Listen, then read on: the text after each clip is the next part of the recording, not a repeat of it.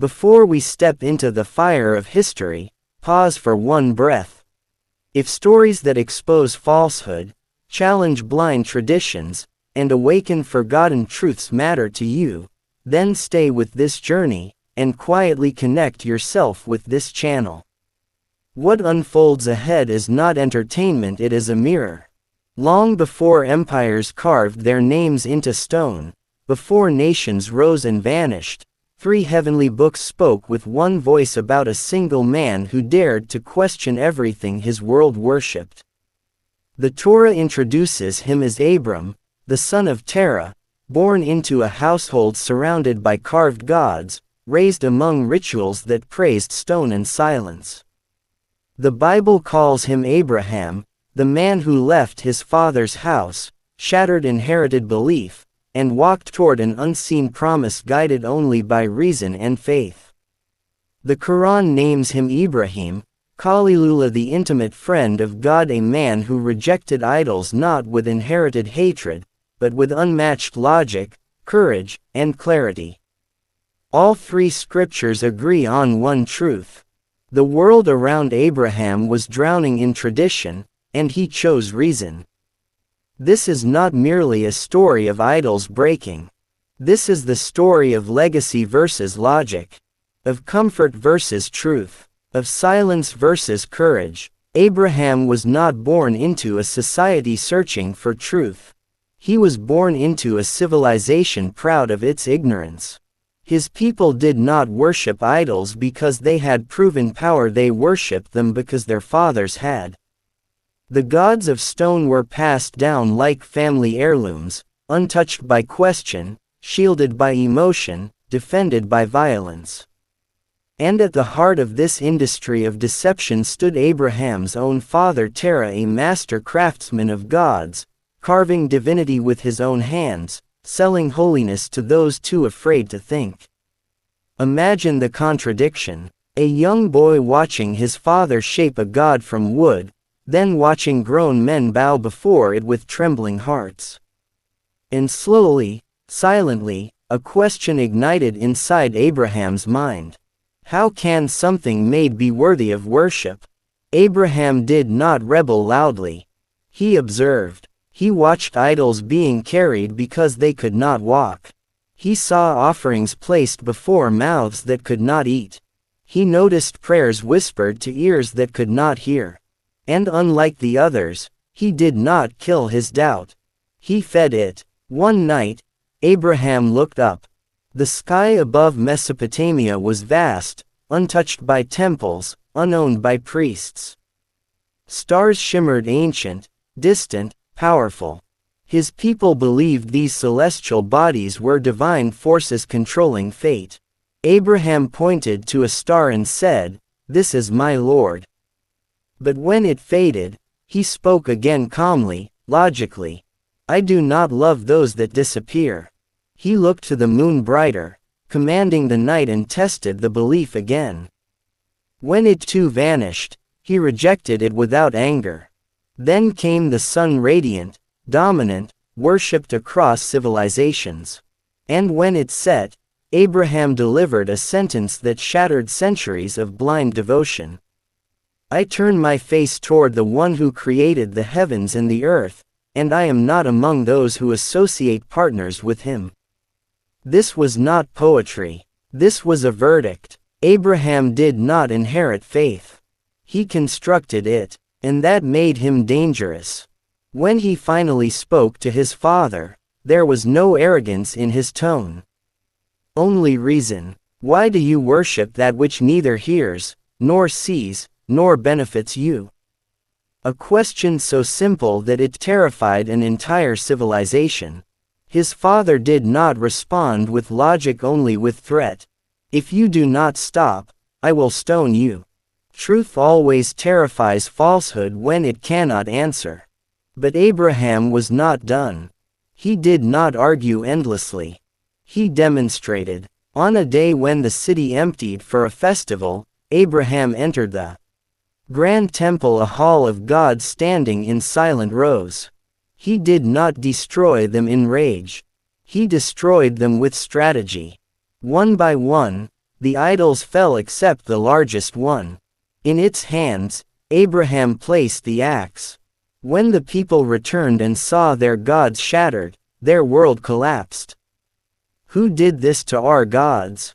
And Abraham replied with words sharper than any weapon. "Ask the biggest one, if he can speak." Silence answered, and in that silence, truth screamed. For a brief moment, reason awakened inside them. But legacy is louder than logic. Rather than accept truth, they chose tradition. Rather than abandon falsehood, they punished the one who exposed it. Their verdict was fire. A fire so massive that birds could not fly over it. A fire meant not just to kill Abraham, but to kill doubt itself. And as he was thrown into the flames, history held its breath. What happens next does not belong to mythology. It belongs to a God who intervenes when truth is abandoned by mankind. And this is where logic meets divine power. But before we step into that fire, ask yourself quietly, how many idols do we defend today simply because our fathers defended them? How many beliefs do we inherit without testing? How often do we silence logic to protect legacy? Stay with this story, because what happens inside the fire will change everything. And if this journey is awakening something inside you, stay connected because the truth ahead is even more dangerous than the flames behind. The fire roared like a living beast. Logs were stacked so high that the sky itself seemed afraid. The heat was unbearable even from a distance. According to ancient narrations echoed across Islamic tradition, birds attempting to fly above the flames fell lifeless before crossing it. This was not an execution, it was a public statement. A warning to every mind that dared to question legacy. Abraham stood bound, calm in a sea of rage. No army behind him, no followers chanting his name. No miracle yet revealed, only conviction. The crowd gathered craftsmen, priests, elders, rulers. Among them stood his father, watching the son who had shattered both his business and his beliefs. And then Abraham was thrown.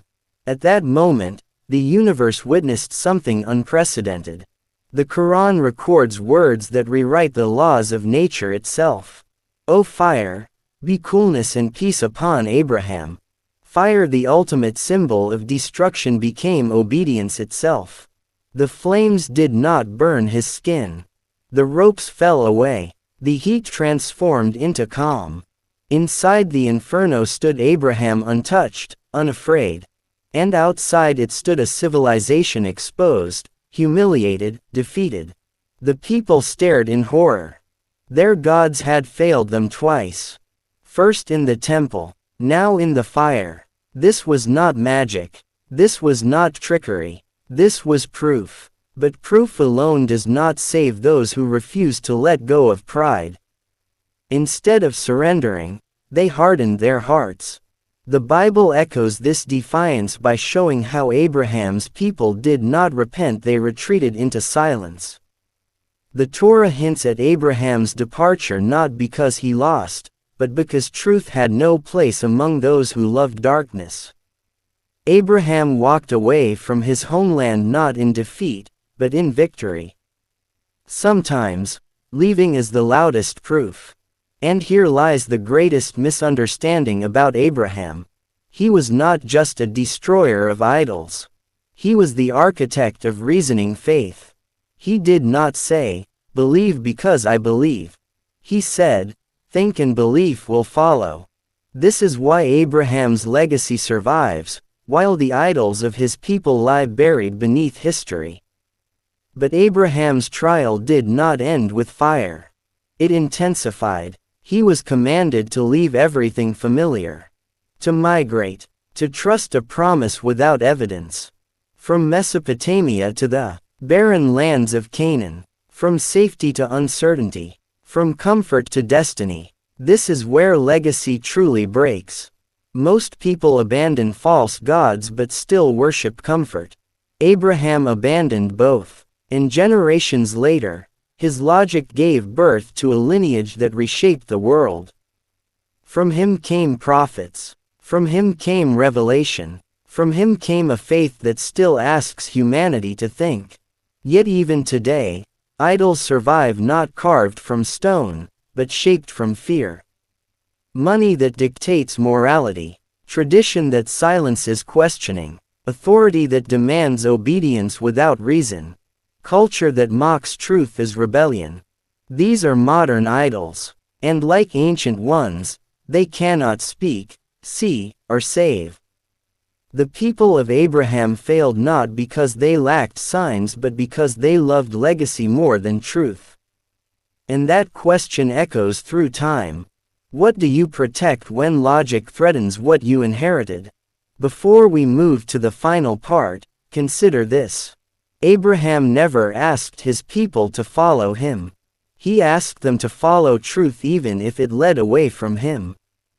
That is the difference between a leader and a prophet. We will witness the final transformation. How Abraham's stand reshaped human history.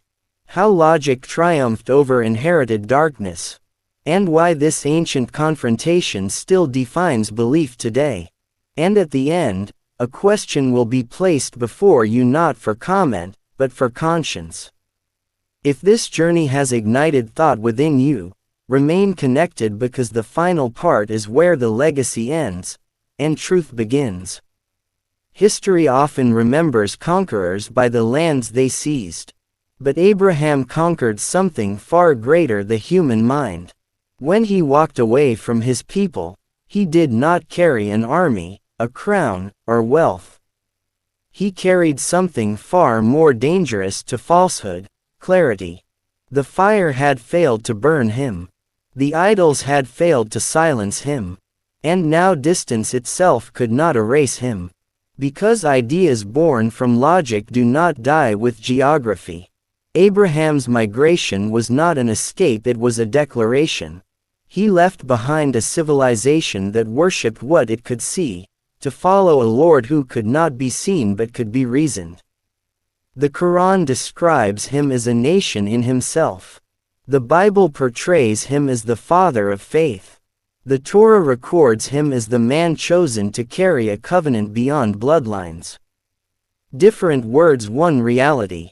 Abraham did not inherit truth. He earned it. And here lies the most uncomfortable reality. God did not choose Abraham because he followed tradition. God chose Abraham because he challenged it. This single fact shatters countless excuses made in the name of religion. Blind following is not faith. Unquestioned inheritance is not belief. Fear of thinking is not piety. Abraham's greatness was not obedience without understanding. It was obedience after understanding. Consider the test that came later. A command that defied emotion, logic, and instinct. To sacrifice his own son. This was not about blood. This was about allegiance. Would Abraham obey God even when it conflicted with everything human inside him? And he did, not because tradition demanded it, but because logic had already established who God was. That is why the knife did not fall. Because God does not desire destruction, he desires submission grounded in certainty. Now pause and look around. The idols of Abraham's time were visible. Ours are invisible and therefore harder to destroy. We worship success even when it costs integrity. We defend culture even when it contradicts truth. We protect inherited beliefs even when they collapse under simple questioning. And when someone asks, "Why do you believe this?" we answer exactly like Abraham's people did. "This is what our fathers followed." That sentence has never saved a civilization. Every era produces its Abrahams, and every era tries to burn them. Not always with fire, sometimes with mockery, sometimes with cancellation, sometimes with isolation, but truth survives all of it. Because truth does not need crowds. It only needs courage. Abraham never saw the full impact of his stand. He never witnessed billions calling upon the one God. He never saw nations shaped by his legacy. He never heard his name echoed in prayer across continents. That is the paradox of truth. You may never see its victory, but you must still stand for it. So now the question returns sharper than ever. If Abraham were born today, would he be welcomed in our societies? Or would we label him dangerous, disruptive, extreme? And more importantly, if logic threatened what you inherited, would you protect truth or legacy? If this story stirred something within you, stay connected with this channel. These are not stories meant to entertain, they are meant to awaken. And if you believe humanity still needs voices that challenge false comfort with timeless truth, then let this journey continue together. Because the fire is gone. The idols are broken, but the test remains.